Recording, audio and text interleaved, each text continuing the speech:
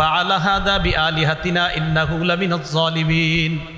এই কাজ আমাদের খোদাদের সাথে, আমাদের উপাস্যদের সাথে, আমরা যাদের ইবাদত করি এগুলা যারা করেছে তারা জালেম। তো জনগণ বলতেছে কে করতে পারে?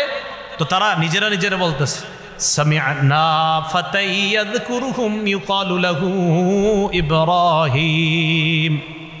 আমরা শুনেছি এক যুবকের কথা, তার নাম ইব্রাহিম। সে এইগুলারে দেখতে পারে না, সন্দেহ হচ্ছে তাকে সে হতো এই কাজটা করেছে। কি সবগুলা দেব দেবী ভেঙে প্রধান দেবতা যেটা, এটার কাঁধের মধ্যে কুড়াল ঝুলিয়ে রাখছে।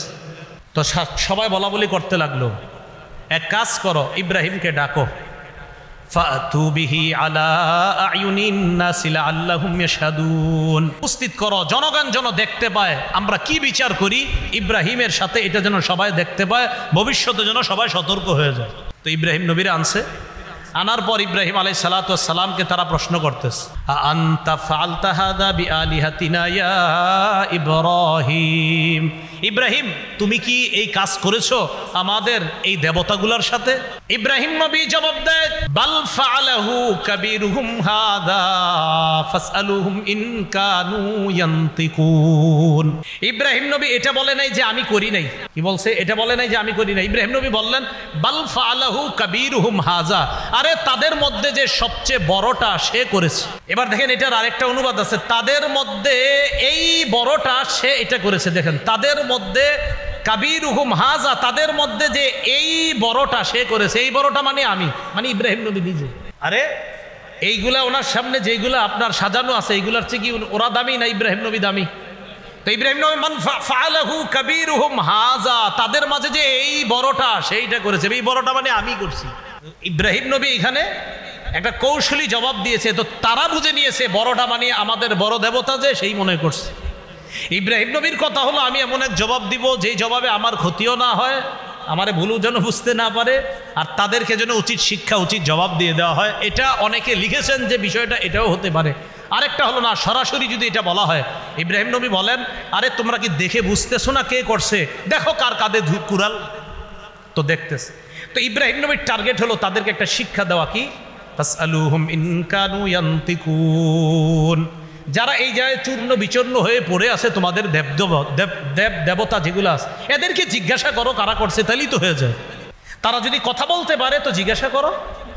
তো এবার এই কথা বলার পর এরাই আবার ইব্রাহিম নবীরে কয় লাকাদ আলিমতা মা হাউলা ইয়ানতিকুন, তুমি তো জানো এরা কথা বলতে পারে না। ইব্রাহিম নবী কয় উফিল লাকুম ওয়ালিমা তা'বুদুনা মিন দুনিল্লাহ, আফসোস তোমাদের জন্য, আর যাদের ইবাদত তোমরা করো তাদের জন্য আফসোস। এমন জিনিসের ইবাদত করো যারা কথা বলতে পারে না, কি আশ্চর্যের বিষয়, তাহলে ইবাদত কেন করো? তো ইব্রাহিম নবী এই জায়গায় যে কথাটা বলছে, ওনার কাছে মনে হচ্ছে যে আমি যে এই কথাটা বলছি আমার এই কথাটা এইভাবে বলা সঠিক হয় না, এটা ইব্রাহিম নবীর বক্তব্য। উলামায়ে কেরাম বলেন পুরাপুরি ঠিক ছিল ইব্রাহিম নবীর কথা। ইব্রাহিম নবী আর তার স্ত্রী সারা জনজন রওনা করছে, মিশরের উপর দিয়ে যাইতেছে। সিনান ইবনে ইলওয়ান নামক বাদশাহ তখন মিশরের। এই সিনান ইবনে ইলওয়ান তার একটা অভ্যাস ছিল, সুন্দরী কোনো রূপসী দেখলে তার উপর লোলুপ দৃষ্টি ছিল, তার সাথে অপকর্ম করার চেষ্টা করতো বলি নাউজুবিল্লাহ। একজন নবীর বিবি সারা আলাইহাস সালাতু ওয়াস সালাম, ইব্রাহিম নবী যখন তার স্ত্রীকে নিয়ে সেদিক দিয়ে যাচ্ছিলেন, সিনান ইবনে ইলওয়ান নামক সেই বাদশার কানে কে যেন দিয়ে দিল যে একজন সুন্দরী রমণীকে নিয়ে তার স্বামী এদিক দিয়ে যাচ্ছে। বাদশার দরবারে হাজির করা হলো। ইব্রাহিম নবী বলে দিলেন তোমাকে জিজ্ঞাসা করলে তুমি বলবা আমার বোন লাগো। তো সাধারণত ভাই বোনের পরিচয় দিলে ডাকাত গো মন একটু নরম হয়। ইব্রাহিম নবীর উদ্দেশ্য ছিল আদমের সন্তান হিসাবে আমি আর তুমি ভাই বোন। কৌশল অবলম্বন করা, উলামায়ে কেরাম বলেন ওনার কৌশল অবলম্বনটা পুরাপুরি ঠিক ছিল। কারণ একজনের লুলুপ দৃষ্টি থেকে বাঁচার জন্য একটা মেয়ের ব্যাপারে এটা বলে যদি কারো খারাপ চরিত্র থেকে বাঁচা যায়, এই বলাটা দোষের কিছু না। কিন্তু ইব্রাহিম নবীর মনে হবে আমি এটা কেন বললাম। তো এই তিনটা বিষয় ইব্রাহিম নবী কিয়ামতের ময়দানে ওই মানুষদেরকে বলবে, আমি পারবো না, আমি নিজের টেনশনে আছি। ইযহাবু ইলা গায়রি ইযহাবু ইলা মুসা, আমি ছাড়া অন্য কারো কাছে যাও, তোমরা মুসা নবীর কাছে যাও। ফায়াতুনা মুসা, সবাই মুসা নবীর কাছে যাবে, যাওয়ার পর বলবে আনতা মুসা কালিমুল্লাহ, আপনি হলেন মুসা কালিমুল্লাহ, আল্লাহর সাথে কথা বলতে পারতেন। দুনিয়ার মধ্যে আপনি আল্লাহর সাথে কথা বলতেন, আজকে কিয়ামতের ময়দানে আমাদের পক্ষ হয়ে আল্লাহর সাথে আপনি কথা বলেন। ইশফা লানা ইলা রাব্বিক, আপনি আল্লাহকে বলেন আল্লাহ আমাদেরকে যেন এই অবস্থা থেকে মুক্তি দিয়ে দেয়, আল্লাহর কাছে আপনি সুপারিশ করেন। মুসা নবী জবাব দিবে তোমাদের বক্তব্য ঠিক আছে, কিন্তু দুনিয়ার মধ্যে এমন একজন মানুষকে আমি হত্যা করেছিলাম, লাম ওমার বিকতলি, যাকে হত্যা করার জন্য আমাকে আদেশ করা হয় নাই, আমি তাকে একটু টাচ করেছিলাম, লোকটা মারা গেছে। আল্লাহ কোরআনে বলেন ফাওয়াকাযাহু মূসা ফাকাদা আলাইহি, মুসা নবী একজন এটা ঘুষি দিছে, এটা মরে গেছে। তো মুসা আলাইহিস সালাতু ওয়াস সালাম বলেন আমারে মারতে বলে নাই আল্লাহ, কিন্তু আমি ঘুষি দিছি মরে গেছে। আমি চিন্তা করি আল্লাহ জানি কেমন ঘুষি ছিল, ঘুষি দিছে মরে গেছে। তো এখানেও আবার লম্বা আলোচনা আছে যে ওনার ওইটা ঠিক ছিল কিনা। ওলামা একরাম লিখেছেন পুরাপুরি ঠিক ছিল, সে ছিল জালেম। জালেমকে শুধু একটু প্রতিবাদ করতে গিয়ে এমনি একটা আঘাত করছে, এক আঘাতে মরে গেছেন, কি করা। মুসা নবী বলবে ইযহাবু ইলা গায়রি ইযহাবু ইলা ঈসা, আমি ছাড়া অন্য কারো কাছে যাও, তোমরা ঈসা নবীর কাছে যাও। ঈসা নবী আল্লাহর একজন কুদরতি সৃষ্টি, বাবা ছাড়া মায়ের পেট থেকে আল্লাহ ঈসা নবীকে দুনিয়ায় পাঠিয়েছেন। ফায়াতুনা ঈসা, সবাই ঈসা নবীর কাছে যাবেন, যাওয়ার পর বলবেন আপনি হলেন ঈসা কালিমাতুল্লাহ, আল্লাহর কালিমা, মানে আল্লাহ বলেছেন কুন, আল্লাহ বলেছেন হও, এইভাবে আপনি দুনিয়ার মধ্যে হয়ে গিয়েছেন। আপনার বাবা ছিল না, বাবা ছাড়াও যে আল্লাহ সন্তান দিতে পারেন এই ক্ষমতাটা আল্লাহ দুনিয়াবাসীকে দেখিয়ে দিয়েছেন। ঈসা নবীকে বলবে ইশফা লানা ইলা রাব্বিকা, ঈসা পয়গম্বর আমাদের জন্য আপনি আল্লাহর কাছে সুপারিশ করেন। ঈসা নবী জবাব দিবে আমার জাতিকে আমি শিরিক করতে বলি নাই, আমার জাতি আমারে তিন খোদার এক খোদা বলছে। আমারে তিন খোদার এক খোদা, আমি এক খোদা, আমার আম্মারে বলছে আরেক খোদা, ফেরেশতাদেরকে বলছে আরেক খোদা। আবার কোনো ভাবে আমারে বলছে এক খোদা, আম্মারে বলছে আরেক খোদা, আর আল্লাহ আরেকজন, মানে এই তিন খোদার এক খোদা বলছে আমারে। সালিসু সালাসা বলছে আমারে, তারা বলছে আমি তিন খোদার এক খোদা, নাউজুবিল্লাহ। আমি এগুলা তাদেরকে কখনোই বলি নাই। আমি চিন্তা করতেছি এগুলো আমার বিরুদ্ধে কি ধরনের অভিযোগ করলো, তো আমি টেনশন করতেছি আল্লাহ এরা যে আমার বিরুদ্ধে অভিযোগ করলো, এখন আমি কিভাবে জবাব দিব। তো ঈসা আলাইহিস সালাতু ওয়াস সালামের ব্যাপারে কেউ কেউ লেখেন যে উনি এই পেরেশানিতে থাকবে। আরেকটা পেরেশানি কি, ঈসা নবীর সামনে তার জাতিকে উপস্থিত করে আল্লাহ বলবে তোমরা আমার সাথে শিরিক করেছিলা কেন? এরা বলবে ঈসা নবী কইছে। তাফসীরের কিতাবে আসছে ঈসা আলাইহিস সালাম এটা শুইনা ওনার মাথার চুলগুলা খাড়া হয়ে যাবে রাগে। ঈসা আলাইহিস সালাতু ওয়াস সালাম সবাইকে বলবে দেখো এখানে সেখানে গিয়ে কোনো লাভ নাই, চলো এক জায়গায় নিয়ে যাই তোমাদেরকে। ঈসা আলাইহিস সালাতু ওয়াস সালাম বললেন আমার সাথে চলো।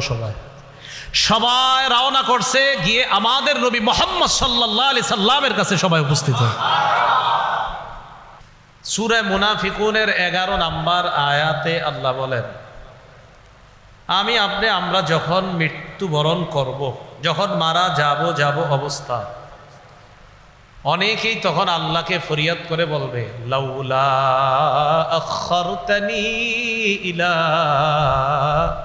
আজালিন করিব ফাসাদদাক ওয়া আকুম মিনাস সালিহিন।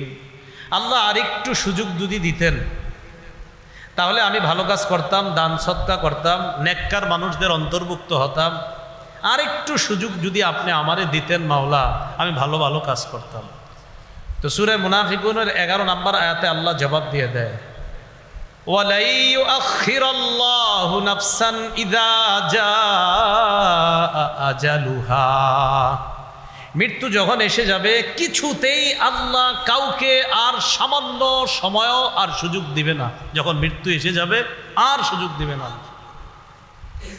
সূরা আরাফের 34 নম্বর আয়াত, সূরা ইউনূসের 49 নম্বর আয়াত, উভয় আয়াতের বক্তব্য ইযা জাআ আজালুহুম লা ইস্তাখিরুনা সাআতাও ওয়া লা ইস্তাকদিমুন। মৃত্যু আসলে একটু আগেও হবে না, পরেও হবে না, যখন আসবে ঠিক তখনই হবে। বিশ্বাস করেন 5 মিনিট পরে আপনাদের মধ্যে, আমার মধ্যে, আমাদের মধ্যে যার মরণ আছে সত্যি 5 মিনিট পরে মারা যাবে। বিশ্বাস করেন মারা যাবে। যদি কারো মরণ থাকে 5 মিনিট পরে সে মারাই যাবে। আগেও হবে না, পরেও হবে না। এই আয়াতগুলা দ্বারা বুঝলাম আমাদের সকলকে মৃত্যুবরণ করতে হবে। তো পূর্ব থেকে আবার আসি, কেন বানাইছে? ইবাদতের জন্য। কতদিন? মরণ পর্যন্ত। মাবুদ মরণ কি হবে? আল্লাহ একাধিক আয়াত দিয়ে আমাদেরকে জবাব দিয়ে দিলেন, হ্যাঁ হবে। পালিয়ে বাঁচতে পারবে না, কোথাও খাঁচায় ঢুকলেও বাঁচতে পারবে না, মৃত্যু তোমার সাথে সাক্ষাৎ করবে, এটাই চূড়ান্ত ফয়সালা। মৃত্যু হয়ে যাওয়ার পর লম্বা একটা সময় আমরা কবরের জগতে থাকব। কবরের জগতে থাকার পর হাদিসের ভাষ্য অনুযায়ী দুটি, আর তাফসীরের কিতাব এবং হাদিস মিলাইলে তিনটি ফু দিবে ইসরাফিল সিংহার মধ্যে। হাদিস ঘাটাঘাটি করলে দুটি, আর হাদিস তাফসীর সবগুলা মিলাইলে মোট তিনটি ফু দিবে। প্রথম ফুয়ে পুরা পৃথিবী ধ্বংস হয়ে যাবে। প্রথম ফুয়ে পৃথিবী ধ্বংস, শেষ, সব শেষ। দ্বিতীয় ফু দেওয়ার পর কি হবে? আল্লাহ বলেন, ওয়ানুফিখা ফিস-সূরি ফাসাইকা মান ফিস-সামাওয়াতি ওয়া মান ফিল আরদ ইল্লা মান শাআল্লাহ। সবাই বেহুশ হয়ে যাবে, সব বেহুশ, কারো হুশ থাকবে না। এমনকি নবী বলেন আমিও বেহুশ হব। হুশ ফিরে আসার পর আমি দেখব মুসা নবী আরশের নিচে মুসা আলাইহিস সালাতু ওয়াস সালাম ঝুলে আছে, আমি দেখব। হুশ ফিরে আসার পর আমি দেখব মুসা নবী আরশে ঝুলে আছে। নবীজি বলেন আমার জানা নাই মুসা নবী আমার আগেই সেখানে ঝুলছে, নাকি মুসা নবী বেহুশই হয়নি, এটা আমার জানা নেই। একটা হলো হয়তো বেহুশ হয়েছে, হওয়ার পর তার হুশ আগে ফিরে আসছে। আরেকটা হলো নাকি তিনি বেহুশি হন নাই, এটা আমার জানা নাই। নবীজি বলেন এ হলো দ্বিতীয় ফু। সুম্মা নুফিখা ফীহি উখরা ফাইদা হুম কিয়ামুন ইয়ানজুরুন। তৃতীয় ফু দেওয়ার পর আমি আপনি আমরা সবাই উঠবো, কিয়ামতের ময়দানে দাঁড়াবো। রাসূলুল্লাহ সাল্লাল্লাহু আলাইহি সাল্লাম উঠবেন, আবু বকর, ওমর, ঈসা সব উঠবেন। কিয়ামতের ময়দানে আমি আপনি আমরা যখন উঠব তখন কি অবস্থা হবে আমার আপনার আমাদের সবার? সহিহ বুখারীর বর্ণনা 4712 নম্বর হাদিস। এই হাদিসের মধ্যে আসছে উতিয়া রাসূলুল্লাহ সাল্লাল্লাহু আলাইহি ওয়াসাল্লাম বিলাহমিন।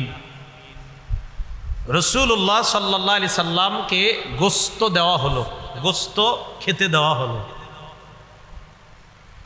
ফারুফিয়া ইলাইহি জিরাহ, রানের অংশ নবীজিকে দেওয়া হলো। গোশত দেওয়া হলো মানে গোশতের যে রান, এই রানের অংশ নবীজিকে দেওয়া হলো। ওয়া কানাত তুজিবুহু, রানের অংশের গোশতটা নবীজি বেশি পছন্দ করতেন। সুবহানাল্লাহ। তো ওই গোশত নবীজিকে দেওয়া হয়েছে। ফানাহাশা মিনহা নাহশাতান, আল্লাহ নবী এইভাবে দাঁত দিয়ে রান থেকে এইভাবে নিজেই টান দিয়ে নবীজি দাঁত মুবারক দিয়ে টেনে খাচ্ছেন। সুবহানাল্লাহ। এইভাবে খাইতেছেন। কত সুন্দর দৃশ্য না? আমি আপনি যদি একদিন স্বপ্নে দেখতাম কেমনে খায় নবীজি। আমার নবীর খাওয়া নিশ্চয়ই সবচেয়ে সুন্দর ছিল, নবীজির পান করাটাও নিশ্চয়ই সবচেয়ে সুন্দর, নবীজির হাঁটাটাও সবচেয়ে সুন্দর। এমনকি এক হাদিসের মধ্যে আসছে, আবু মুসা রাদিয়াল্লাহু তাআলা আনহু বলেন, দাখালতু আলা রাসূলিল্লাহি সাল্লাল্লাহু আলাইহি ওয়াসাল্লাম, রাসূলুল্লাহ সাল্লাল্লাহু আলাইহি ওয়াসাল্লামের কাছে আমি প্রবেশ করলাম। এমন অবস্থায় যে নবীজি সাল্লাল্লাহু আলাইহি ওয়াসাল্লাম মেসওয়াক করছিলেন। ওয়া তারাফুস সিওয়াক আলা লিসানিহি, মেসওয়াকের এক অংশ নবীর জিহ্বার উপরে ছিল। আমি প্রবেশ করলাম। ওয়া হুয়া ইয়াকুলু আ আ, আল্লাহ রাসূল আ আ করছিলেন। কি করছিলেন? এখন দেখেন আমি যে আ করছি বেশি সুন্দর শোনা যায় না, কিন্তু কেমন জানি শোনা গেছে। কিন্তু আমার নবী যে করছে ওরকম নিশ্চিত খুব সুন্দর শোনা গেছে। তো রাসূলুল্লাহ সাল্লাল্লাহু আলাইহি সাল্লাম এভাবে গোশত টান দিয়ে, দেখেন গোশতটা টান দিয়ে এইভাবে হাড্ডিটা নিয়ে গোশতের টুকরাটা এইভাবে হাতে রাখছে। তো এইভাবে হাতে রাখার পর রাসূলুল্লাহ সাল্লাল্লাহু আলাইহি সাল্লাম বলতেছেন, গোশত একটা মুখে দিয়ে বলতেছেন, আনা সাইয়্যিদুন নাস ইয়াউমাল কিয়ামাহ, আমি কিয়ামতের ময়দানে আদম সন্তান যারা হবে, মানুষ যারা, তাদের মাঝে আমি হব নেতা। কিয়ামতের ময়দানে আল্লাহ আমাকেই নেতৃত্ব দান করবেন। রাসূলুল্লাহ সাল্লাল্লাহু আলাইহি সাল্লাম প্রশ্ন করলেন, হাল তাদরুনা মিম্মা যালিকা, তোমরা কি জানো কিয়ামতের ময়দানটা কি? ইয়াজমাউল্লাহুল আউওয়ালিনা ওয়াল আখিরিন, ইয়াজমাউল্লাহুন নাসাল আউওয়ালিনা ওয়াল আখিরিনা ফি সাঈদিন ওয়াহিদ। কিয়ামতের ময়দানে পূর্বাপর যত মানুষ আল্লাহ পাঠিয়েছেন, কিয়ামত পর্যন্ত যত মানুষ আল্লাহ পাঠাবেন, আগে যত মানুষ পাঠিয়েছেন, সব মানুষগুলাকে একটা মাঠের মধ্যে আল্লাহ উপস্থিত করবেন। সমস্ত মানুষগুলা কিয়ামতের ময়দানে উপস্থিত হওয়ার পর ইউসমিউহুমুদ দাঈ, একজন আহ্বানকারী তাদেরকে ডাক দিবেন। সব মানুষগুলাকে ডাক দেওয়ার পর, অন্য বর্ণনায় ডাক দেওয়ার পর এদিক সেদিক হবে না, সবাই তার ডাকে সাড়া দিবে। শুধু তাই নয়, দৃষ্টিশক্তি ভয়ে থরথর করে কাঁপতে থাকবে, অবস্থা বড় ভয়ঙ্কর হবে। ওয়াতাদনু শামসু, নবীজি বলেন সূর্যটা কাছাকাছি চলে আসবে, উত্তাপ হবে, তাপ, প্রচুর তাপ। ফায়াবলুগুন নাসা মিনাল হাম্মি ওয়াল কারাব, এমন অবস্থা হবে মানুষ ভয়ঙ্কর পেরেশানির মধ্যে পড়বে, চিন্তার মধ্যে পড়বে, কষ্টের মধ্যে পড়বে। মা লা ইউতিকুন, এত কষ্ট, যেই কষ্ট মানুষ সহ্য করার ক্ষমতাও থাকবে না। সব মানুষগুলা কিয়ামতের ময়দানে এই ভয়ঙ্কর পরিস্থিতির মধ্যে যখন পড়বে, পড়ার পর ওয়ালা ইয়াতাহাম্মালুনা, ধৈর্য করার মতো শক্তি সামর্থ্য থাকবে না, ধৈর্য ধারণ করতেও পারবে না।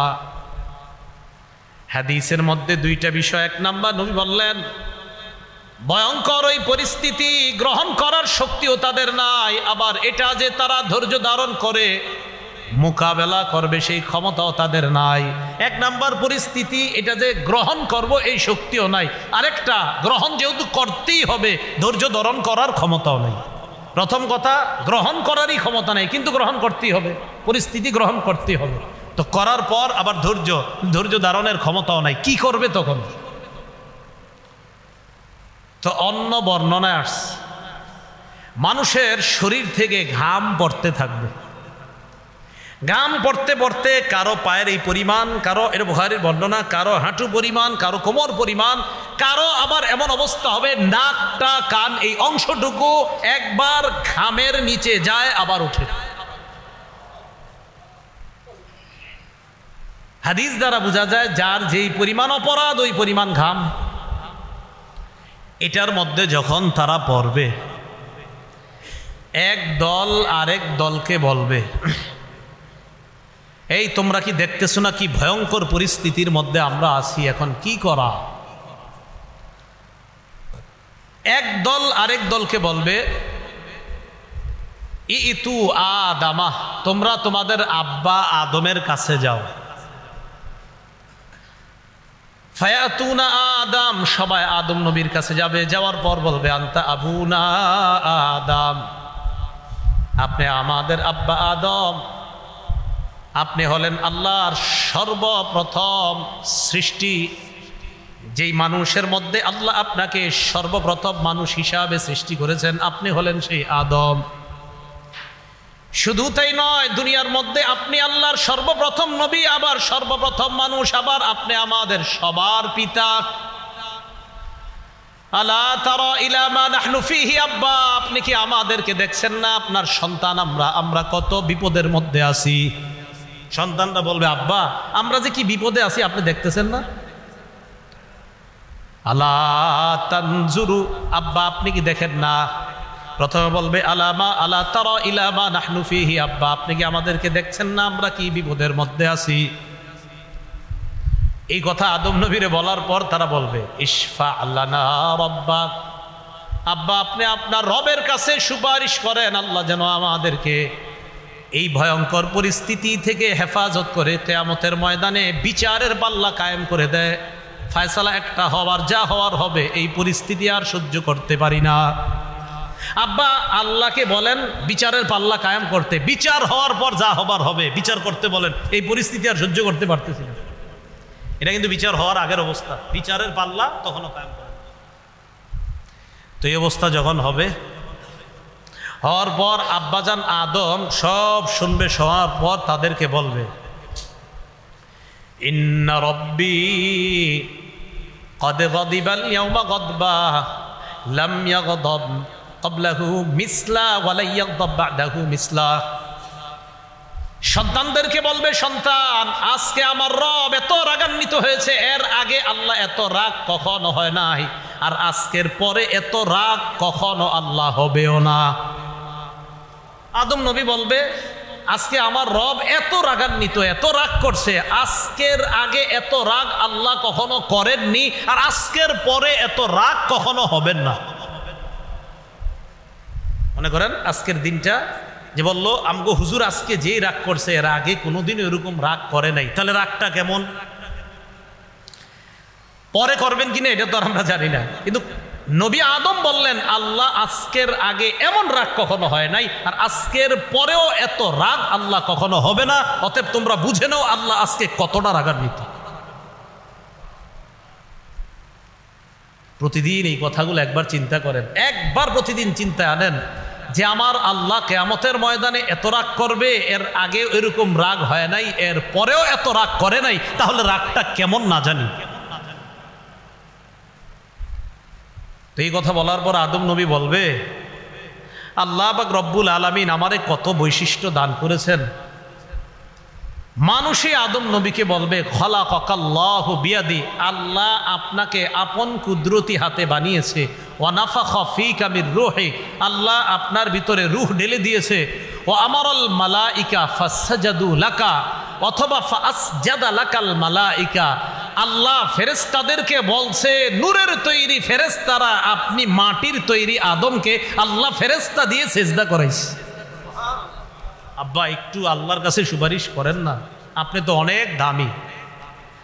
আদম নবী বলবে, রব এত রাগ, আজকের আগে এরকম রাগ হয় নাই, আজকের পর এরকম রাগ হবেও না। তো আব্বা কি করব আমরা? আদম নবী কয়, শোনো, আল্লাহ আমাকে বলেছিলেন আমি যেন ওই গাছের ফল না খাই, নাহানি আনিশ শাজারা, আমাকে আল্লাহ নিষেধ করেছিলেন ওই গাছের ফল খাইতে। ফাআসাইতুহু, এই হুকুম পালনে আমার থেকে একটু অন্য রকম হয়ে গিয়েছে। আমি অনুবাদ যা করি ঠিক এটাই মনে রাখবেন। আল্লাহ আমাকে নিষেধ করেছেন এই গাছের ফল খাইতে, আমার থেকে এই নিষেধাজ্ঞার বিষয়টা একটু অন্য রকম হয়ে গিয়েছে। নবীদের শানে অনুবাদ এইভাবেই করা, আমার থেকে একটু অন্য রকম হয়ে গিয়েছে। সাবধান, অন্য কোনো শব্দ নবীদের শানে না বলা, যেটা বেয়াদবি হয়ে যায়। হ্যাঁ, আল্লাহ নবীদের শানে যা বলার বলবে, কিন্তু আমি আপনি বলতে পারি না।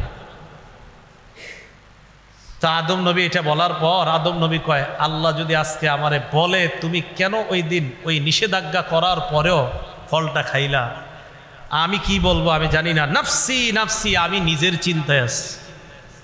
আদম নবী বলতেছে আমি নিজের চিন্তায় আছি। ইযহাবু ইলা গায়রি ইযহাবু ইলা নূহ, আমি ছাড়া তোমরা অন্য কারো কাছে যাও, তোমরা নূহ নবীর কাছে যাও।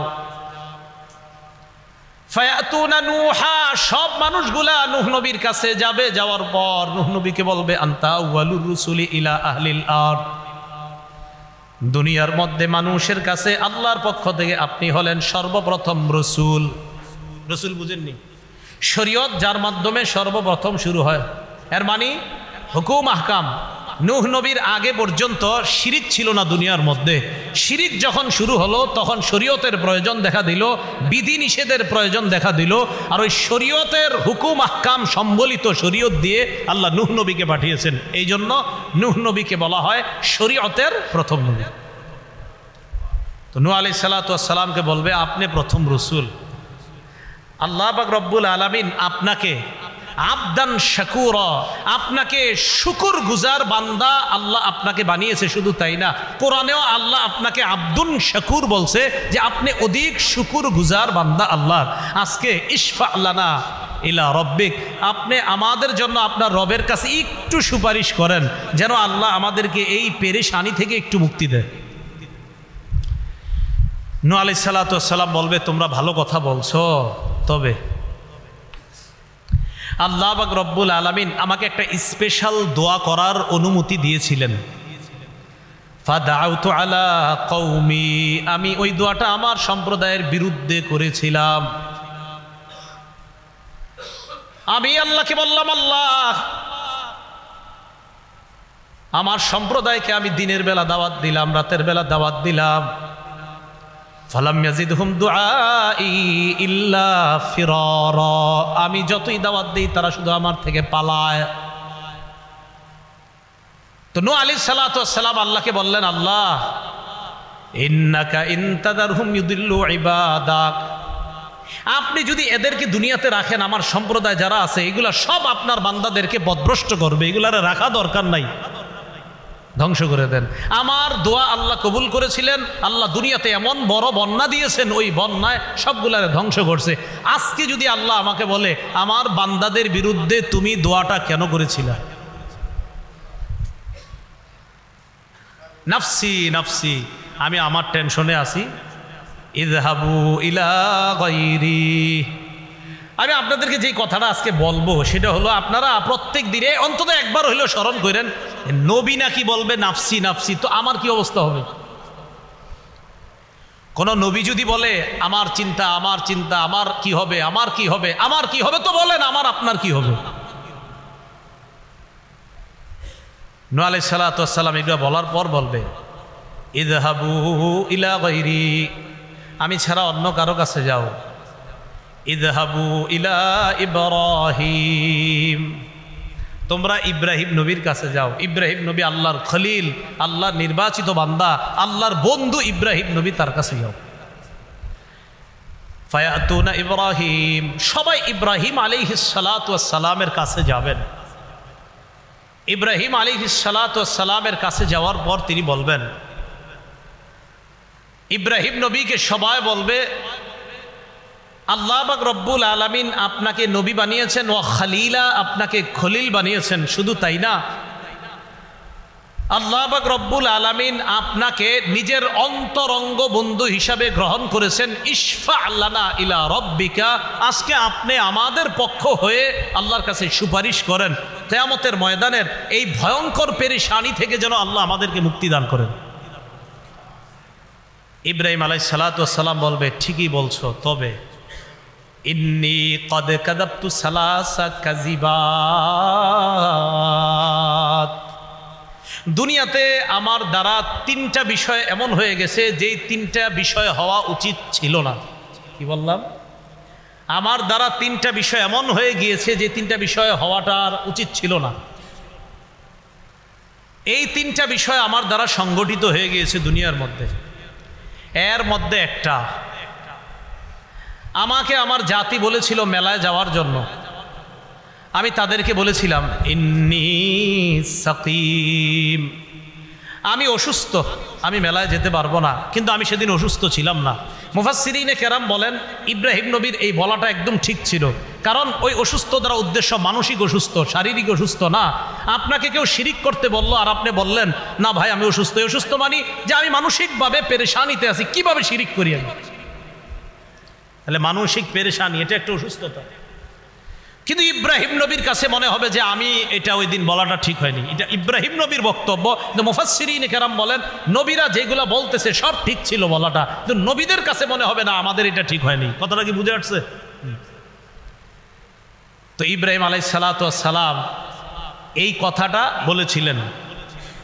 আরেকটা কি, কয় মেলা থেকে জনগণ আসছে, আসার পর আমাকে ডাকছে, ডাকার পর জনগণ আমারে বলছে মান ফাআলা হাদা বিআলিহাতিনা ইয়া ইব্রাহিম, আমাদের এই খোদাদের সাথে এই কাজটা কে করলো? না, মান ফাআলা হাদা বিআলিহাতিনা ইন্নাহু লামিনাজ জালিমিন। এই কাজ আমাদের খোদাদের সাথে, আমাদের উপাস্যদের সাথে, আমরা যাদের ইবাদত করি এগুলা যারা করেছে তারা জালেম। তো জনগণ বলতেছে কে করতে পারে? তো তারা নিজেরা বলতেছে সামি'না ফাতাই ইয়াযকুরুহুম ইউকালু লাহু ইব্রাহিম। আমরা শুনেছি এক যুবকের কথা, তার নাম ইব্রাহিম। সে এইগুলারে দেখতে পারে না, সন্দেহ হচ্ছে তাকে সে হতো এই কাজটা করেছে। কি সবগুলা দেব দেবী ভেঙে প্রধান দেবতা যেটা, এটার কাঁধের মধ্যে কুড়াল ঝুলে রাখছে। তো সবাই বলা বলি করতে লাগলো, এক কাজ করো, ইব্রাহিমকে ডাকো, ফাতু বিহি আলা আয়ুনিন নাসি লাআল্লাহুম ইয়াশহাদুন। উপস্থিত করো, জনগণ যেন দেখতে পায় আমরা কি বিচার করি ইব্রাহিমের সাথে, এটা যেন সবাই দেখতে পায়, ভবিষ্যতে যেন সবাই সতর্ক হয়ে যায়। তো ইব্রাহিম নবীরা আনছে, আনার পর ইব্রাহিম আলাইহিস সালাতু ওয়াস সালামকে তারা প্রশ্ন করতেছে, আনতা ফাআলতা হাদা বিআলিহাতিনা ইয়া ইব্রাহিম। ইব্রাহিম তুমি কি এই কাজ করেছো আমাদের এই দেবতাগুলোর সাথে? ইব্রাহিম নবী জবাব দেয়, বাল ফাআলাহু কাবীরুহুম হাদা ফাসআলুহুম ইন কানু ইয়ান্তিকুন। ইব্রাহিম নবী এটা বলে নাই যে আমি করি নাই। কি বলছে? এটা বলে নাই যে আমি করি নাই। ইব্রাহিম নবী বললেন বাল ফাআলাহু কাবীরুহুম হাযা, আরে তাদের মধ্যে যে সবচেয়ে বড়টা সে করেছে, তাদের মাঝে সবচেয়ে বড়টা সে। এবার দেখেন এটার আরেকটা অনুবাদ আছে, তাদের মধ্যে এই বড়টা সে এটা করেছে। দেখেন তাদের মধ্যে কাবীরুহুম হাযা, তাদের মধ্যে যে এই বড়টা সে করেছে, এই বড়টা মানে আমি, মানে ইব্রাহিম নবী নিজে। আরে এইগুলা ওনার সামনে যেগুলা আপনার সাজানো আছে এইগুলার চেয়ে কি ওরা দামি না ইব্রাহিম নবী দামি? তো ইব্রাহিম নবী মান ফাআলাহু কাবীরুহুম হাযা, তাদের মাঝে যে এই বড়টা সেইটা করেছে, এই বড়টা মানে আমি করছি।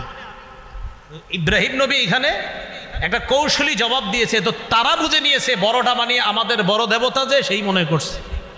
ইব্রাহিম নবীর কথা হলো আমি এমন এক জবাব দিব যেই জবাবে আমার ক্ষতিও না হয়, আমারে ভুলও যেন বুঝতে না পারে, আর তাদেরকে যেন উচিত শিক্ষা উচিত জবাব দিয়ে দেওয়া হয়। এটা অনেকে লিখেছেন যে বিষয়টা এটাও হতে পারে।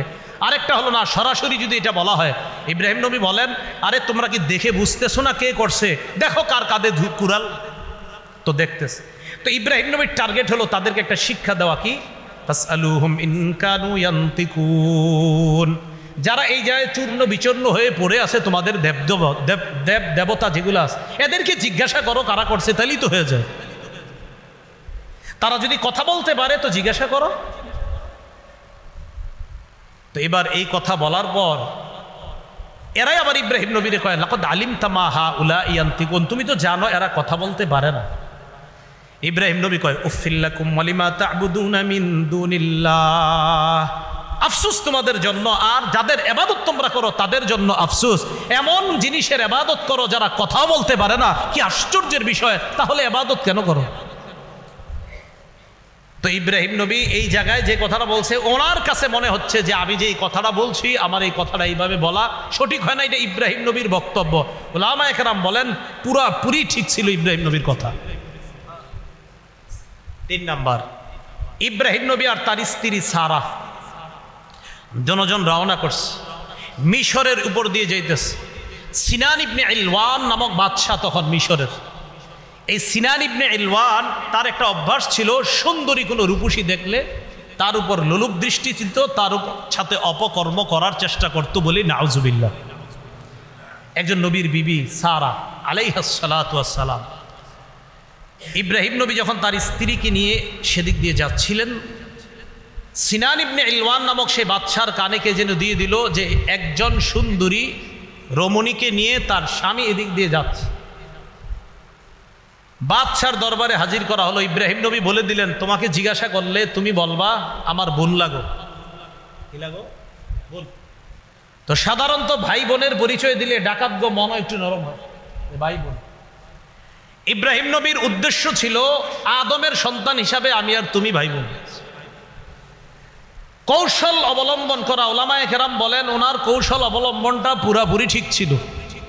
কারণ একজনের লুলুপ দৃষ্টি থেকে বাঁচার জন্য একটা মেয়ের ব্যাপারে এটা বলে যদি কারো খারাপ চরিত্র থেকে বাঁচা যায়, এই বলাটা দোষের কিছু না। কিন্তু ইব্রাহিম নবীর মনে হবে আমি এটা কেন বললাম। তো এই তিনটা বিষয় ইব্রাহিম নবী কিয়ামতের ময়দানে ওই মানুষদেরকে বলবে, আমি পারবো না, আমি নিজের টেনশনে আছি। ইযহাবু ইলা গায়রি ইযহাবু ইলা মূসা, আমি ছাড়া অন্য কারো কাছে যাও, তোমরা মূসা নবীর কাছে যাও।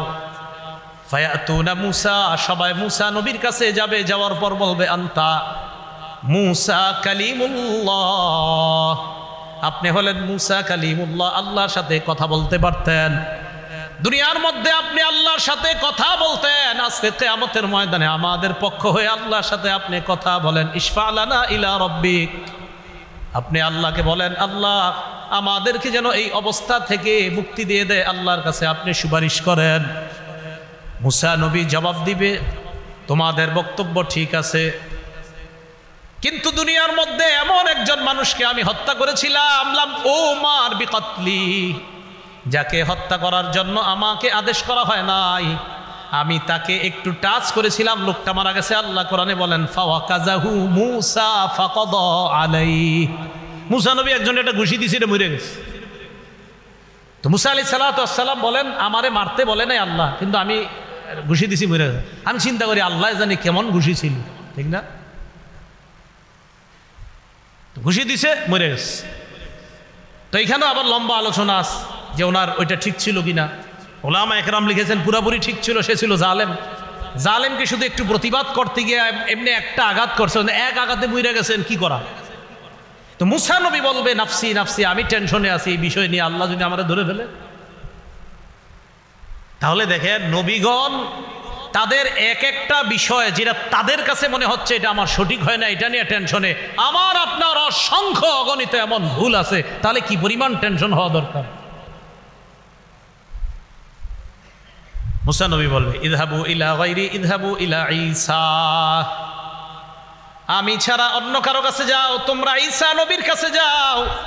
ঈসা নবী আল্লাহর একজন কুদরতি সৃষ্টি, বাবা ছাড়া মায়ের পেট থেকে আল্লাহ ঈসা নবীকে দুনিয়ায় পাঠিয়েছেন। ফায়াতুনা ঈসা, সবাই ঈসা নবীর কাছে যাবেন, যাওয়ার পর বলবেন আপনি হলেন ঈসা কালিমাতুল্লাহ, আল্লাহর কালিমা, মানে আল্লাহ বলেছেন কুন, আল্লাহ বলেছেন হও, এইভাবে আপনি দুনিয়ার মধ্যে হয়ে গিয়েছেন। আপনার বাবা ছিল না, বাবা ছাড়াও যে আল্লাহ সন্তান দিতে পারেন এই ক্ষমতাটা আল্লাহ দুনিয়াবাসীকে দেখিয়ে দিয়েছেন। ঈসা নবীকে বলবে ইশফা লানা ইলা রাব্বিকা, ঈসা পয়গম্বর আমাদের জন্য আপনি আল্লাহর কাছে সুপারিশ করেন। ঈসা নবী জবাব দিবে আমার জাতিকে আমি শিরিক করতে বলি নাই, আমার জাতি আমারে তিন খোদার এক খোদা বলছে। আমারে তিন খোদার এক খোদা, আমি এক খোদা, আমার আম্মারে বলছে আরেক খোদা, ফেরেশতাদেরকে বলছে আরেক খোদা। আবার কোনো ভাবে আমারে বলছে এক খোদা, আম্মারে বলছে আরেক খোদা, আর আল্লাহ আরেকজন, মানে এই তিন খোদার এক খোদা বলছে আমারে। সালিসু সালাসা বলছে আমারে, তারা বলছে আমি তিন খোদার এক খোদা, নাউজুবিল্লাহ। আমি এগুলা তাদেরকে কখনোই বলি নাই। আমি চিন্তা করতেছি এগুলো আমার বিরুদ্ধে কি ধরনের অভিযোগ করলো, তো আমি টেনশন করতেছি আল্লাহ এরা যে আমার বিরুদ্ধে অভিযোগ করলো, এখন আমি কিভাবে জবাব দিব। তো ঈসা আলাইহিস সালাতু ওয়াস সালামের ব্যাপারে কেউ কেউ লেখেন যে উনি এই পেরেশানিতে থাকবে। আরেকটা পেরেশানি কি, ঈসা নবীর সামনে তার জাতিকে উপস্থিত করে আল্লাহ বলবে তোমরা আমার সাথে শিরিক করেছিলা কেন? এরা বলবে ঈসা নবী কইছে। ঈসা নবীর আল্লাহ ডাক দিবে, ডাক দেওয়ার পর বলবে আপনি বলছেন। তাফসীরের কিতাবে আসছে ঈসা আলাইহিস সালাম এটা শুইনা ওনার মাথার চুলগুলা খাড়া হয়ে যাবে রাগে, মানে রাগে খাড়া হয়ে যাবে। কি কয় এগুলা? ঈসা আলাইহিস সালাতু ওয়াস সালাম সবাইকে বলবে দেখো এখানে সেখানে গিয়ে কোনো লাভ নাই, চলো এক জায়গায় নিয়ে যাই তোমাদেরকে। সুবহানাল্লাহ। তাহলে সব নবী পাঠায়া দিছে, ঈসা নবী নিয়ে গেছে। বুঝেন নাই? সব নবী পাঠিয়ে দিছেন, ঈসা নবী নিয়ে গেছেন। কারণ ঈসা নবীর পরে আমাদের নবীর মাঝখানে আর নবী নেই। ঈসা আলাইহিস সালাতু ওয়াস সালাম বললেন আমার সাথে চলো। সবাই রওনা করছে, গিয়ে আমাদের নবী মুহাম্মদ সাল্লাল্লাহু আলাইহি সাল্লামের কাছে সবাই উপস্থিত হয়। সবাই ডাক দিয়ে বলবে হাবিব ইশফা লানা ইলা রাব্বিক, আপনি আপনার রবের কাছে আমাদের জন্য সুপারিশ করেন। নবীজি বলবেন ফান্তালিকু ফাআতি তাহতাল আরশ, আমি রওনা করব, আরশের নিচে যাব, ফাআকাউ লিরাব্বি সাজিদা, আরশের নিচে গিয়ে আল্লাহর দরবারে সিজদায় পড়ে যাব। সিজদায় পড়ব, সিজদায় পড়ার পর সিজদা দিয়েই থাকবো। আল্লাহ বলবেন ইরফা রাসাক, মাথা উঠান, সাল তু'তা, আপনি যা চাইবেন তাই দেওয়া হবে। ওয়াশফা তুশাফা, আপনি সুপারিশ করেন, আপনার সুপারিশ মঞ্জুর করা হবে। হাদিসের মধ্যে আসছে রাসূলুল্লাহ সাল্লাল্লাহু আলাইহি সাল্লাম বলেন, লিকুল্লি নাবিয়্যিন দাওয়াতুন মুস্তাজাবা, সব নবীকে আল্লাহ একটা স্পেশাল দোয়া দিয়েছে, দোয়াটা করেছে, করা মাত্রই কবুল হয়ে গিয়েছে দুনিয়াতে। ওয়া ইন্নী ইখতাবাতু দাওয়াতি শাফাআতান লি উম্মতি ইয়াউমাল কিয়ামা, আমি আমার দোয়াটা বুদ্ধি খাটায়া দুনিয়াতে করি নাই, আমার উম্মতের জন্য মুলতবি করে রেখে দিয়েছি, কিয়ামতের ময়দানে উম্মতের জন্য ওই দোয়াটা করব এবং কবুল করাই নিব। আর আমি তো দুনিয়াতে করি নাই। এটা তো সব নবীরা দোয়াটা করে ফেলেছে, আমাদের নবী করে নাই। নবীজি বলবে, বলার পর কিয়ামতের ময়দান কায়েম হবে। কিয়ামতের ময়দান কায়েম হওয়ার পর মিজানের পাল্লা আল্লাহ কায়েম করবেন, মিজান কায়েম করবেন, আমল নামার পাল্লা। আল্লাহ বলেন, ওয়ানাদউল মাওয়াজিনাল কিসত লিয়াউমিল কিয়ামাতি ফালা তুজলামু নাফসুন শাইআ, আমি মিজান কায়েম করব, আমি ওজনের পাল্লা কায়েম করব। ফালা তুজলামু নাফসুন শাইআ, কারো প্রতি সামান্য পরিমাণ অবিচার করা হবে না। মিজানের পাল্লা কায়েম হবে, কিয়ামতের ময়দান কায়েম হওয়ার পর কিয়ামতের ময়দানে আমার আপনার ভালো আমল খারাপ আমলের 4 ধরনের সাক্ষী হবে। জোরে বলেন, কয় ধরনের? 4 সাক্ষী হয়ে যাবে, 4 জন সাক্ষী, 4 ধরনের সাক্ষী। মনে রাখেন সহজে। 1 নাম্বার জমিন, বলেন 1 নাম্বার। 2 নাম্বার ফেরেশতা, বলেন 2 নাম্বার। 3 নাম্বার অঙ্গ প্রত্যঙ্গ, 3 নাম্বার। 4 নাম্বার বলবো আল্লাহ। এই সাক্ষী থেকে কেউ বাঁচবেন না। 4 নাম্বার এবং প্রধান সাক্ষী আল্লাহ। এইখানেই মায়া দয়া পাইতে পারেন, কিন্তু অন্য জায়গায় যারা সাক্ষী দিবে একদম কোনো ছাড় নাই। 4 ধরনের সাক্ষীর কথা মাথায় রাখেন। 1 নাম্বার জমিন, 2 নাম্বার ফেরেশতা, 3 নাম্বার অঙ্গ প্রত্যঙ্গ, 4 নাম্বার প্রধান সাক্ষী আল্লাহ। মনে থাকবেনি কথাগুলা? তো এবার বিস্তারিত শোনেন। 1 নাম্বার সাক্ষী জমিন। জমিনের মধ্যে এই আজকে মসজিদ থেকে বের হওয়ার পর আমি আপনি যখন হাঁটবো, এখন থেকে চিন্তা করবেন জমিনের উপর হাঁটতেছি। আরিফ বিন হাবিব বলে গেল আজকে যে কোরআনে নাকি আছে যে জমিন হবে আমার সাক্ষী কিয়ামতের মাঠে। আজকে থেকে যতবার হাঁটবো অন্তত কিছু সময় চিন্তা করব যে জমিন আমার সাক্ষী হবে। সূরা মুলকের 16 নম্বর আয়াতে আল্লাহ বলেন, আমিনতুম মান ফিস সামাই আইয়াখসিফা বিকুমুল আরদ ফাইদা হিয়া তামুর, তোমরা কি নিশ্চিত হয়ে গিয়েছো আসমান ওয়ালার পক্ষ থেকে? তোমরা কি আসমান ওয়ালার ব্যাপারে নিশ্চিত হয়ে গিয়েছো যে তিনি তোমাদেরকে জমিনে ধসিয়ে দিবে না, আর জমিন তোমাদেরকে নিয়ে থর থর করে কাঁপবে? এই অবস্থা থেকে তোমরা নিশ্চিত হয়ে গিয়েছো? জমিনে যখন হাঁটবা চিন্তা করবা, আমি আপনি চিন্তা করব যে আসমান ওয়ালা চাইলে এই জমিনের নিচে আমাকে আপনাকে ধসিয়ে দিতে পারে। তো আল্লাহ বলেন, আমিনতুম, নিশ্চিত হয়ে গেছো? মান ফিস সামাই আইয়াখসিফা বিকুমুল আরদ, এই যে তুরস্কে কয়েকদিন আগে বাড়ি সহ মাটির নিচে ধসায় দিয়েছে, বাড়ি সহ ধসায় দিয়েছে। তো আল্লাহ বলেন নিশ্চিত হয়ে গেছে, ফাইদা হিয়া তামুর, কাঁপতে থাকবে। তাহলে বলেন তো আমাদের সাক্ষীর 1 নাম্বার সাক্ষীর নাম সূরা জিলজাল 4 নাম্বার আয়াত। ইমাম সাহেবরা মাগরিবের প্রথম রাকাতে প্রায় সময় সূরাটা পড়ে দেখবেন, ইযা যুলজিলাতিল আরদু জিলজালাহা, এই সূরার 4 নম্বর আয়াত। আল্লাহ বলেন, ইয়াউমা ইযিন তুহাদ্দিসু আখবারাহা, সেদিন জমিন তার সব সংবাদ বলে দিবে। তিরমিজি শরীফের 2429 নম্বর হাদিসের বর্ণনা। রাসূলুল্লাহ সাল্লাল্লাহু আলাইহি সাল্লাম এই আয়াতটা তেলাওয়াত করলেন। কোনটা? ইয়াউমা ইযিন তুহাদ্দিসু আখবারাহা। তেলাওয়াত করার পর আল্লাহ নবী বললেন, আতাদরুনা মা আখবারুহা, তোমরা কি জানো জমিন সব বৃত্তান্ত বলে দিবে, জমিনের বৃত্তান্ত কি তোমরা কি জানো? সাহাবীগণ জবাব দিবেন, আল্লাহু ওয়া রাসূলুহু আ'লাম, আল্লাহ ও তার রাসূল ভালো জানেন। নবীজি বলেন, ফাইন্না আখবারাহা আন তাশহাদা আলা কুল্লি আবদিন আও আমাতিন বিমা আমিলা আলা যহরিহা আন তাকুলা আমিলা কাযা ওয়া কাযা ইয়াউমা কাযা ওয়া কাযা। নবী বলেন, জানো জমিন তার বৃত্তান্ত বর্ণনা করবে, এর মানে কি? সাহাবীরা কয়, আল্লাহ আল্লাহ রাসূল ভালো জানেন। নবীজি বলেন, কিয়ামতের ময়দানে জমিন আল্লাহর কাছে প্রত্যেক বান্দা বান্দির বিরুদ্ধে সাক্ষী দিয়ে বলবে, আল্লাহ অমুকে অমুকে ওই দিন অমুক সময় এতটার সময় এই এই কাজগুলা করেছে, আমি জমিন তার বিরুদ্ধে তোমার কাছে সাক্ষী দিলাম। টাইম সহ দিন সহ সময় সহ স্থান সহ সব বলুন। জমিন দিয়ে যখন হাঁটেন, হেঁটে হেঁটে যখন আপনি কোথাও অশ্লীল কিছু দেখার জন্য যান, তা আপনি মাথায় একটু আনবেন যে এই জমিন বলবে অমুক বাজারে অতটার সময় তুমি অশ্লীল জিনিসগুলা দেখেছিলা। জমিন আল্লাহকে বলবে, আল্লাহ এই বান্দা বাড়ি তার চাঁদপুর অমুক জায়গায় অমুক সময়ে অমুক স্থানে আমি জমিনের উপর দাঁড়ায়া দাঁড়ায়া সে এই এই অশ্লীল কর্মগুলা দেখছে, আমি তোমার কাছে তার বিরুদ্ধে সাক্ষী দিলাম। এ হলো 1 নম্বর সাক্ষী জমিন। 2 নম্বর সাক্ষী ফেরেশতা।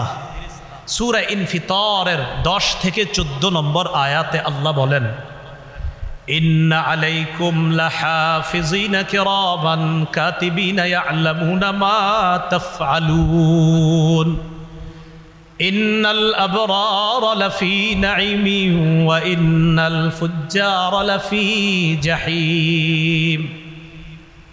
নিশ্চয়ই তোমাদের সাথে আছে হাফিজিন, সংরক্ষণকারী ফেরেশতাগণ, যত্নবান ফেরেশতাগণ, যারা তোমাদের সব কিছুকে সংরক্ষণ করবে। তারা কিরামান কাতিবিন, সম্মানিত লেখকগণ, ইয়ালামুনা মা তাফআলুন, এই তোমরা যা করো তারা তা জানে, তোমরা যা করো তারা তা জানে।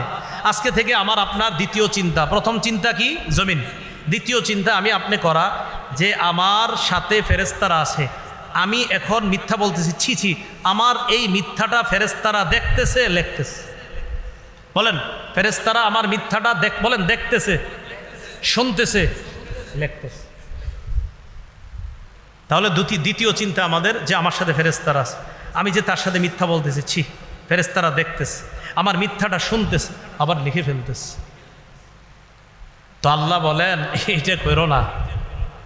ইন্নাল আবরারা লাফি নাঈমি ওয়া ইন্নাল ফুজ্জারা লাফি জাহিম। নিশ্চয়ই পুণ্যবানরা থাকবে নেয়ামতের মধ্যে, খারাপ মানুষরা থাকবে জাহান্নামের মধ্যে, জাহিমের মধ্যে।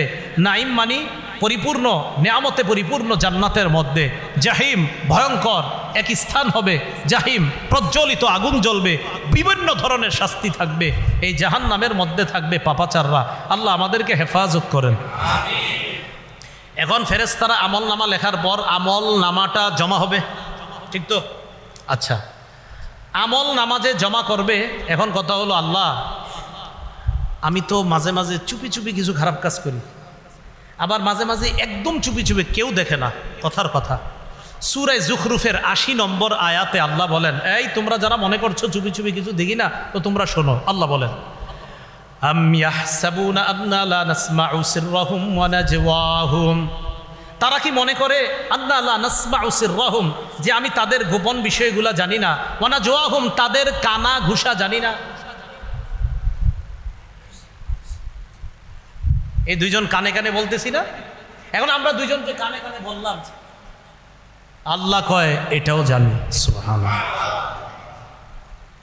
এটাও আমার দিকে তাকান, এই যে কথা বলতেছি, আল্লাহ কয় এটাও শুনি।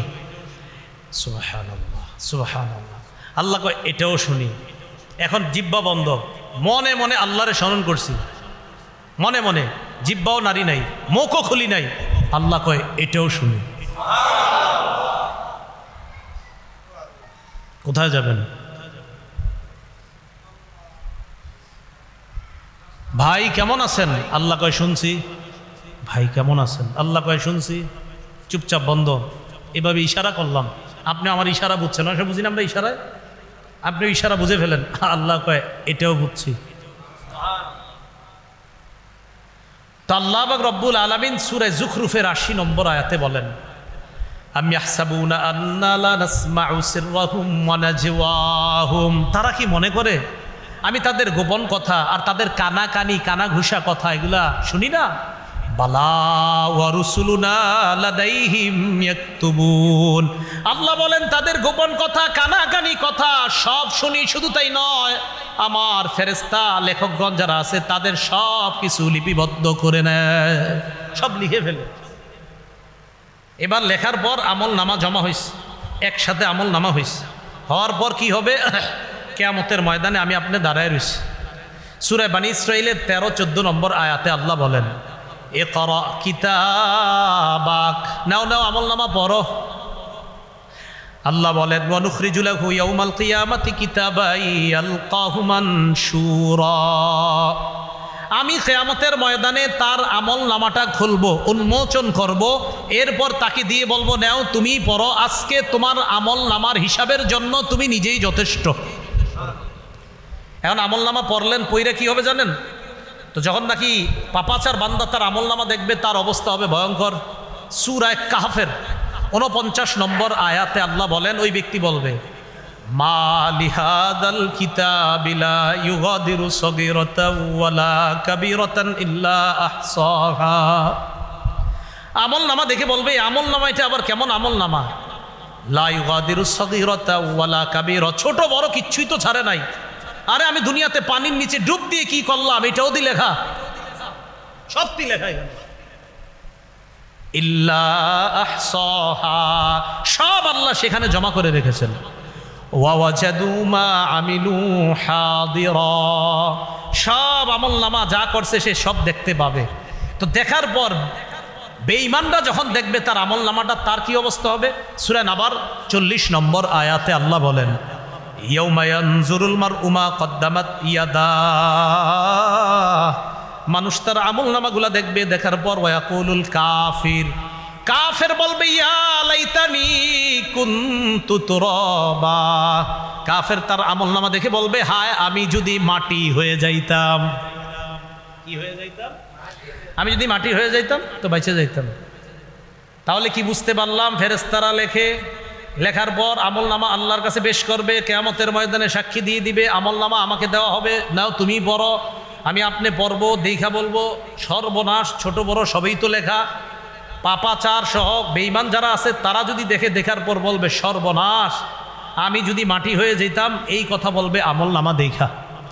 এখন আল্লাহ পাক রব্বুল আলামিন বলেন চূড়ান্ত ভাবে, ওই যে সূরা হাক্কর যে আয়াত শুরুতে তেলাওয়াত করলাম, ফাআম্মা মান উতিয়া কিতাবাহু বিয়ামিনি, যার আমল নামা তার ডান হাতে দেওয়া হবে, ফায়াকুলু হা উমকরাউ কিতাবিয়া, আমল নামা ডান হাতে দেওয়া হওয়ার পর ওই ব্যক্তি তার আত্মীয় স্বজনের কাছে যাবে, অন্যান্য জান্নাতীদেরকে নিয়ে বলবে, এই নাও নাও আমার আমল নামাটা পড়ে দেখো, কত সুন্দর আমল নামা আল্লাহ আমার ডান হাতে দিচ্ছে।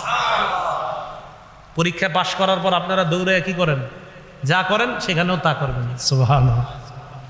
ইন্নী জানান্তু আন্নী মুলাকিন হিসাবিয়া, আমি বিশ্বাস করেছিলাম আমার এই আমল নামার সাথে আমি সাক্ষাৎ করব, আমার এই হিসাবের সাক্ষাৎ আমাকে করতে হবে, এটা আমি বিশ্বাস করেছিলাম। বলেন হিসাব যে হবে বিশ্বাস আছে সবার? ফাহুয়া ফি ঈশাতির রাদিয়া, আল্লাহ বলেন আমার বান্দার আমল নামা যেহেতু ডান হাতে, বাস সে সুখের, নেয়ামতের, সুখের, আনন্দিত হওয়ার জান্নাতের মধ্যে সে থাকবে। ফি জান্নাতিন, ফি জান্নাতিন, আল্লাহ পাক রব্বুল আলামিন বলেন উমকরাউ কিতাবিয়া, যে তোমরা আমার আমল নামা পড়ো, ইন্নী জানান্তু আন্নী মুলাকিন হিসাবিয়া ফাহুয়া ফি ঈশাতির রাদিয়া, সে নেয়ামতে পরিপূর্ণ সন্তুষ্টজনক জীবন যাপন করার জন্য সে জান্নাতে থাকবে। তো জান্নাতে যখন থাকবে, থাকার পর আপনি তো বস বৈশা রয়েছেন, জান্নাতে যাবেন মানেই তো বস, আসলেই বস। তো ওখানে যাওয়ার পরে তো আর আপনার কোনো টেনশন নেই, কোনো মতে খালি একবার যান, তাহলেই বুঝবেন। তো গেলেন, যাওয়ার পর আল্লাহ বলে কুতুফুহা দানিয়া। হযরতের ফল খাইতে মন চেয়েছে, ফল পারতে হবে না, না না না, ফল খাইতে মন চেয়েছে হযরতের, ফল তার মুখের কাছে এসে যাবে। এরপর তাকে বলা হবে কুলু ওয়াশরাবু হানিআম বিমা আসলাফতুম ফিল আইয়ামিল খালিয়া।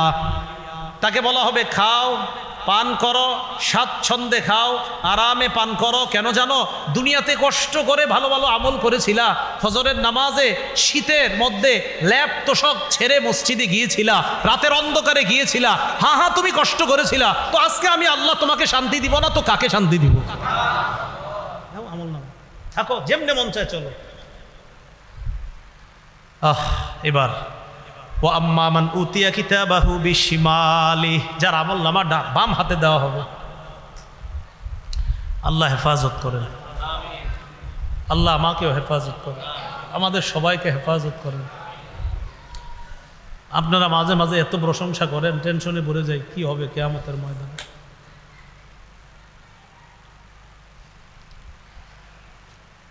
ও আম্মা মান উতিয়া কিতাবাহু বিশিমালি, যার আমল নামা বাম হাতে দেওয়া হবে। ফায়াকুলু ইয়া লাইতানি লাম উতা কিতাবিয়া, ওই ব্যক্তি বলবে আমার আমল নামা যদি আমাকে দেওয়া না হইত। ওয়ালাম আদরি মা হিসাবিয়া, আমি যদি আমার হিসাব না জানতাম। ইয়া লাইতাহা কানাতিল কাদিয়া, মৃত্যুই যদি আমার শেষ ফয়সালা হয়ে যেত, আমি মরতাম আর শেষ হয়ে যেতাম, এরকম যদি হইতো। মা আগনা আন্নি মালিয়া, আমার কত সম্পদ ছিল, আজকে সম্পদ কোনোই কাজে আসলো না। হালাকা আন্নি সুলতানিয়া, আমার রাজত্ব আজকে সব গেছে, আমার কথায় কত মানুষ উঠতো বসতো, আজকে কোথায় গেল সব। খুজুহু ফাগুল্লু, আল্লাহর পক্ষ থেকে বলা হবে তাকে ধরো। ফাগুল্লু, বাঁধো, ধরো, বাঁধো, বেরিয়ে পড়ো। সুম্মাল জাহিমা সাল্লু, এরপর জাহান্নামে প্রবেশ করো। সুম্মা ফি সিলসিলাতিন যারউহা ৭০ যিরাআন ফাসলুকু, শিকলে বাঁধো, শিকলের লম্বা হবে ৭০ গজ। এক বর্ণনায় নাকের ভিতর দিয়ে শিকলটা নিয়ে পিছনের রাস্তা দিয়ে এনে এইভাবে শিকল দিয়ে বাঁধা হবে। এইভাবে শিকলে বেঁধে আল্লাহ বলবে ধাক্কা মেরে জাহান্নামে ফেলে দে। তা আমার আপনার আমল নামা কিয়ামতের ময়দানে অবশ্যই যেন ডান হাতে হয়, অবশ্যই যেন ডান হাতে হয়। প্রত্যেক দিন চিন্তা করব। তাহলে আমাদের দ্বিতীয় চিন্তা, প্রথম চিন্তা ছিল আমরা জমিনের উপর হাঁটবো, জমিন আমার সাক্ষী হবে। ২ নাম্বার কিরামান কাতিবিন আমার সাক্ষী হবে, ফেরেশতা আমার সাক্ষী হবে। সাক্ষীর পর আমল নামা পেশ করবে, আমল নামা আমার ডান হাতে আসতে পারে। আল্লাহ না করেন, আল্লাহ না করেন বাম হাতে এসে গেলে আমি শেষ। ৩ নাম্বার সাক্ষী মনে আসেনি? অঙ্গ প্রত্যঙ্গ। সূরা ইয়াসিনের ৬৬-৬৭ নম্বর আয়াতে আল্লাহ বলেন ওয়ালাউ নাশাউ লাতামাসনা আলা আয়ুনিহিম, আমি যদি তাদের চোখের পাওয়ারকে লোপ করে দিতাম, চোখ যদি এইভাবে মুছে দিতাম, চোখের পাওয়ার যদি না দিতাম, ফাসতাবাকুস সিরাত ফাআন্না ইউবসিরুন, এরা চলতে চাইতো কিভাবে, এরা পথ চলতো আমি যদি চোখের পাওয়ার না দিতাম। মানে বান্দা আমি তোমার চোখের পাওয়ার না দিলে তুমি কিভাবে চলতে পারতাম? আর জোরে বলেন পারতাম? কিভাবে হারাম জিনিসের দিকে তাকাও। আমি চোখ না দিলে তুমি চলতে পারতা না, আমি চোখ না দিলে তোমরা চলতে পারতা না, স্বীকার করলা, তো তোমরা হারাম জিনিসের দিকে তাকাও কিভাবে? ওয়ালাউ নাশাউ লামাসাখনাহুম আলা মাকানাতিহিম ফামাসতাতাউ মুদিয়্যাও ওয়ালা ইয়ারজিউন, আমি যদি স্ব স্থানে তাদের চেহারা বিকৃত করে দিতাম, সামনেও যেতে পারতো না, পিছনেও আসতে পারতো না, এদের কি অবস্থা হতো? কিয়ামতের ময়দানে আল্লাহ সূরা ইয়াসিনের ৬৫ নম্বর আয়াতে আল্লাহ বলেন, এদেরকে জিজ্ঞাসা করার পর এরা বলবে আল্লাহ না আমি তো খারাপ কাজ করি নাই, অনেকে বলতে পারে। আল্লাহ বলেন আল-ইয়াওমা নাখতিমু আলা আফওয়াহিহিম, মুখের মধ্যে মোহর এর দিও, মুখ বন্ধ। ওয়া তুকাল্লিমুনা আইদিহিম, হাত কথা বলবে। ওয়া তাশহাদু আরজুলুহুম, পা সাক্ষী দিয়ে দিবে বিমা কানু ইয়াকসিবুন, আল্লাহ এই হাত দিয়ে সে সুদের টাকা প্রচুর হাত দিয়েছে, আমি পা সাক্ষী দিয়ে দিলাম। তার সাক্ষী দিয়ে দিবে। আমি মাসাজদা 20-21 নম্বর আয়াতে আল্লাহ বলেন, হাত্তা ইদা মা জাউহা শাহিদা আলাইহিম সামউহুম ওয়া আবসারুহুম ওয়া জুলুদুহুম বিমা কানু ইয়ামালুন। এরা যখন জাহান্নামের কাছে আসবে, শাহিদা আলাইহিম সামউহুম, তাদের বিরুদ্ধে সাক্ষী দিবে তাদের কান, ওয়া আবসারুহুম, তাদের চোখ, ওয়া জুলুদুহুম, তাদের চামড়া। আমি এই জায়গায় টেনশনে পড়ছি, চোখ সাক্ষী দিবে বুঝলাম, কান সাক্ষী দিবে, চামড়াও নাকি সাক্ষী দিবে? আরে কে বলেন, বলেন না। এখন চামড়া সাক্ষী দেওয়ার পর ওই চামড়াওয়ালা চামড়াকে বলবে, যখন চামড়া সাক্ষী দিবে তখন চামড়াকে তারা বলবে, ওয়াকালু লিজুলুদিহিম লিমা শাহিদতুম আলাইনা। চামড়াকে বলবে, ও চামড়া, তুমিও সাক্ষী দিলা আমার বিরুদ্ধে। চামড়াকে বলবে, ও চামড়া, তুমিও সাক্ষী দিলা, তুমি কেমনে সাক্ষী দিলা? তুমি কি কথা বলতে পারো? চামড়া জবাব দিবে, আনতাকান আল্লাহুল্লাযী আনতাকা কুল্লা শাই। যে আল্লাহ সব কিছুকে কথা বলাইতে পারেন, ওই আল্লাহ আমি চামড়াকে কথা বলার শক্তি দান করেছেন। আনতাকান আল্লাহুল্লাযী আনতাকা কুল্লা শাই, যে আল্লাহ সব কিছুকে, যে আল্লাহ অনেক কিছু অন্যদেরকে বাকশক্তি দিতে পারেন, সে আল্লাহ আমাকেও বাকশক্তি দিতে পারেন। যে আল্লাহ কানকে কথা বলার ক্ষমতা দিয়েছে, চোখকে কথা বলার ক্ষমতা দিয়েছে, ওই আল্লাহ আমি চামড়াকেও কথা বলার ক্ষমতা দিয়েছে। তাহলে একটু ভাবেন তো, এখন আসেন আমি আর আপনি ভাবি, আমার চামড়া কেমন যেন এটাও আমার আপন না, আমার চোখ কেমন যেন এটাও আমার আপন না, আমার কানে দেখেন দেখেন আমার, বলেন তো সবাই, আমার কান কোথায়? আপনার। হ্যাঁ, যদি আমলনামা ডান হাতে হয় তা ঠিক আছে, এটা সব আপনার। যদি বাম হাতে হয় তো তা আপনার হলো না, সব আপনার বিরুদ্ধে চলে গেল। কান আপনার বিরুদ্ধে গেল, চোখ আপনার বিরুদ্ধে গেল, চামড়া আপনার বিরুদ্ধে গেল, অথচ সব আমার। আল্লাহ হেফাজত করে।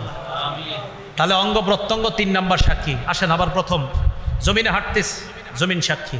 হাঁটার সময় চিন্তা করা, এই ফেরেশতা সাক্ষী, আমার আমলনামা সাক্ষী দিবে। 3 নাম্বার, আচ্ছা আমার অঙ্গ প্রত্যঙ্গ, আমার হাত পা নাড়তেছি, আমি সুদের টাকা হাত দিছি, না না ছি, আমার হাত সাক্ষী দিয়ে দিবে। আমি চোখ দিয়ে হারাম দেখতেছি, ছি, আমার চোখ আল্লাহর কাছে বলে দিবে।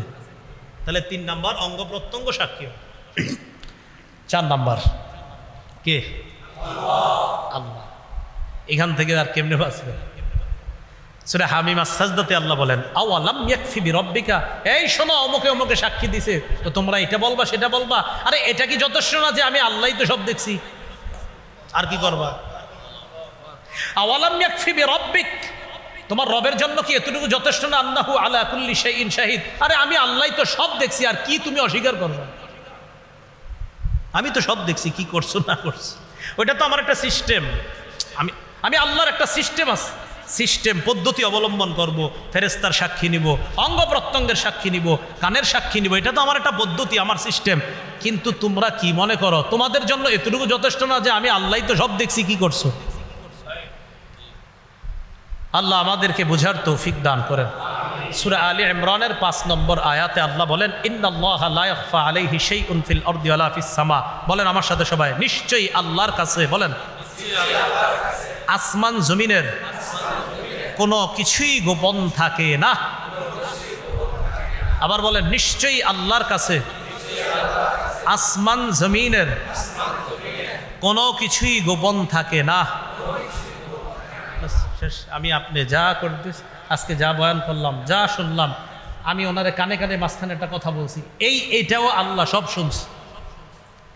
তাহলে আমি আপনি কানে কানে বলি, যেমনে বলি, যা করি, আল্লাহর কাছে কিছুই গোপন থাকে না। অমুক সাক্ষী, এই সাক্ষী, ওই সাক্ষীর আলোচনা যদিও করলাম, আল্লাহ কয়, বান্দা এত সাক্ষীর আলোচনা এই আরিফ তোমার সামনে করলো, শুনলা, এর চেয়ে বড় সাক্ষী আর কি চাও? আমি আল্লাহই তো হচ্ছে বড় প্রধান সাক্ষী, আমি তো সব দেখতেছি। 4 সাক্ষী বলতে, আলেম ছাড়া অন্য কেউ বলতে পারবেন নি 4 সাক্ষীর কথা? আলেমরা পারবে, অন্যরা পারবেন? 1 নাম্বার, 2 নাম্বার, 3 নাম্বার, 4 নাম্বার এবং প্রধান সাক্ষী আল্লাহ আমাদের সকলকে কিয়ামতের এই 4 সাক্ষীর কথা সদা সর্বদা মাথায় রাখতে, আমরা যেন মাথায় রেখে সব সময় দুনিয়াতে চলতে পারি। আর যেন এই ফিকির রাখি যে সাক্ষী যেন আমার পক্ষে থাকে, আমার বিপক্ষে যেন না যায়। সাক্ষী আমার পক্ষে হয়ে আমার আমল নামাটা যেন আমার ডান হাতে পেয়ে যাই। আল্লাহ আমাদের সকলকে যা শুনলাম বললাম আমল করার তৌফিক দান করেন। ওই প্রকাশনী থেকে কিতাব আনছে, তারা আমাকে ঘোষণা দিতে বলছে, এই জন্য ঘোষণা দিচ্ছি। আমি যেই পদ্ধতিতে বয়ান করি অবিকল এই পদ্ধতিতেই আপনার ওই মিম্বরের আমানত কিতাবের মধ্যে বয়ানগুলা সংকলন আছে। একদম আলেমরা নিতে পারেন, খতিবরা নিতে পারেন, ইমামরা নিতে পারেন, সর্বসাধারণ যারা আছেন তারাও একদম সহজভাবে কোরআন হাদিস এইভাবে সহজভাবে ওখানে উপস্থাপন করা হয়েছে। মা বোনরাও নিতে পারেন, মা বোনদেরকে আপনারা হাদিয়া দিতে পারেন ঘরে নিয়ে, সবাই পড়তে পারবেন এটা ইনশাআল্লাহ সহজবদ্ধভাবে। যারা ওয়াজ করতে চান আলেম ওলামাদের মধ্যে আপনারাও নিতে পারেন। তো এখানে প্রথম খণ্ড নাই, দ্বিতীয় আর তৃতীয় খণ্ড মনে হয় তারা এনেছে প্রকাশনী থেকে। দ্বিতীয় খণ্ড হালাল হারাম এবং সুদ সম্পর্কে, আর তৃতীয় খণ্ড স্বামী স্ত্রীর অধিকার আর দাম্পত্য জীবন সম্পর্কে বিস্তারিত পুরো আলোচনা আছে ওখানে।